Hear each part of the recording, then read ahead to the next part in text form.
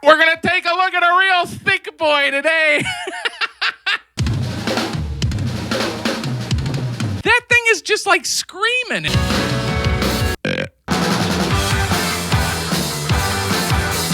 Tone zone. This unsuspecting snare is a 14 ply, 18 millimeter thick. That's almost 2 centimeters thick piece of birch called the Tama Heavy Birch snare drum. This thing is insane, and it's already making my biceps wiggle a little bit because they're so strained by this heavy drum. This is a wacky drum, and I've never seen one before, probably won't see one again. But really, really cool. Originally, this was made in Japan by the Tama craftsmen for the Japanese market. And later it came to the US via the Artwood series, which is what we have here today. Tonally, this thing really doesn't sound that great at a low pitch.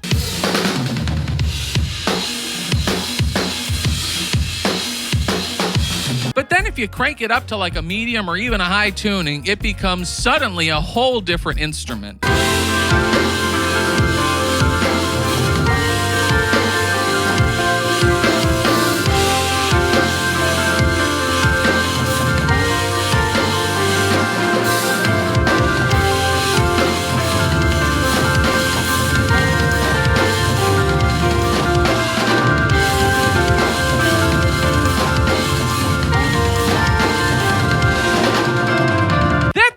Like screaming in that clip there. It's perfect. And really, there's nothing special going on here as far as heads or anything. It's that shell that's doing all the work. Die-cast hoops on here might help. They're going to help that cut a little bit tonally. But we have like a 15-year-old G2 Evans head on top. The original bottom head is intact too, and then it's just got some nice like 24-strand pure sounds on the bottom. So nothing special. Something that is really special in that clip, though, I think is the tom beat. That's something that I started to kind of mess around with when I was in this band years ago, like a decade ago, called Hot Quang.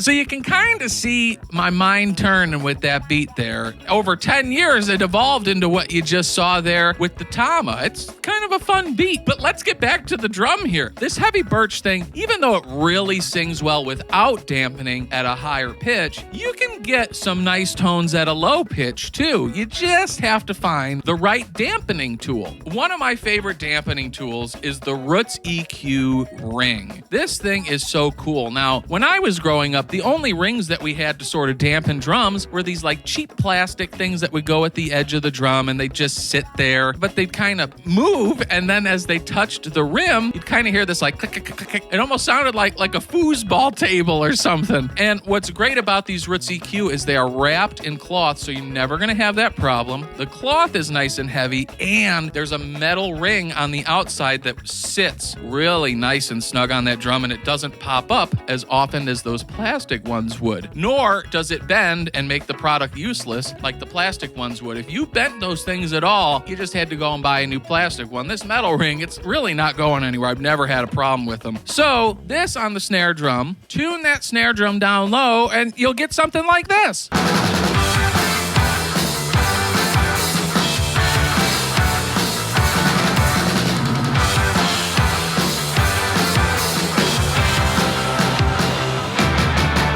So that tone there it's really like a shaker. You know, we kind of call it the box of rice tone. When you shake a box of rice, you're just hearing the rice kernels like beating against the paper. And that's sort of the case with here too. You're pulling a lot of the tone out of the bottom head, out of the snare wires, resonating against that bottom head. And with that Roots EQ on top, you're still able to get some of the body out of the drum. You get a little bit of the overtones, but they're much more controlled. And in the whole like mix of the music, yeah, they're not, you can't hear them that much. They're not like glaringly terrible. The drum still sounds good. It sounds appropriate in the mix. But let's listen to what just the drums sound like in that clip.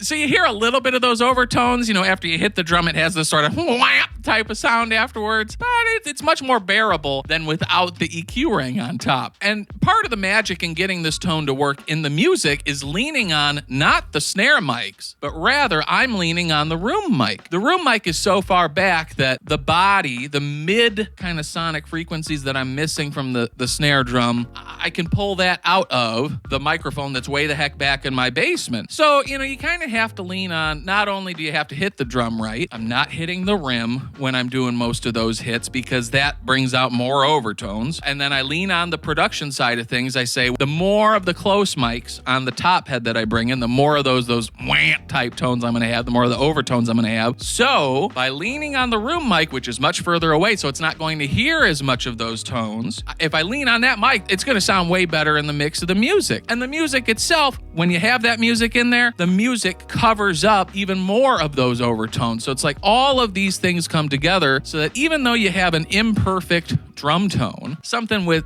qualities that you don't necessarily want in the recording, all of these elements add up, all of these choices add up to help diminish the problems that you might have originally with that snare tone. But here's the thing is, like, how many people these days are just playing music? Let me put it into context. So today, most people are just instrumentalists, drummers, guitarists,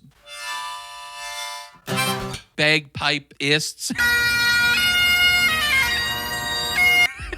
And they are those roles before they're a musician. I grew up in a situation where I was playing in bands a decade really before I really became an instrumentalist. So my role was a musician before I was an instrumentalist. I knew how to take all of these elements, the drums, the bass, the guitars, the vocals, the keyboards, all that stuff, and whatever role I was fulfilling in that group, I knew that I had to play in such a way that I wasn't showboating or I wasn't overplaying to the point where I was trying to be the focus of attention. I was trying to help use my part to support these other instrumentalists in the group to become one sound, like an orchestra.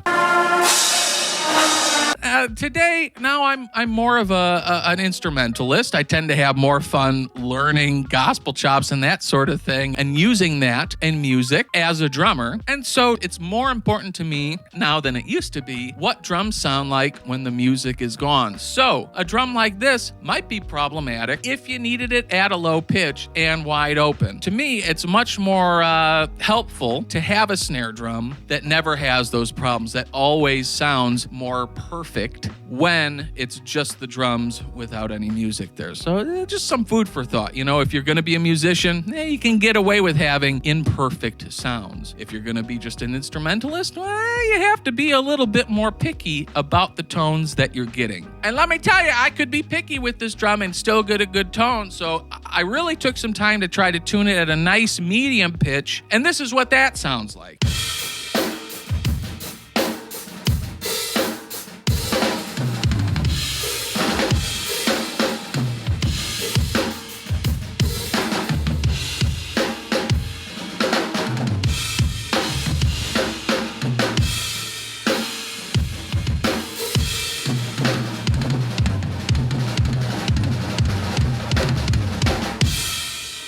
A sloppy sandwich.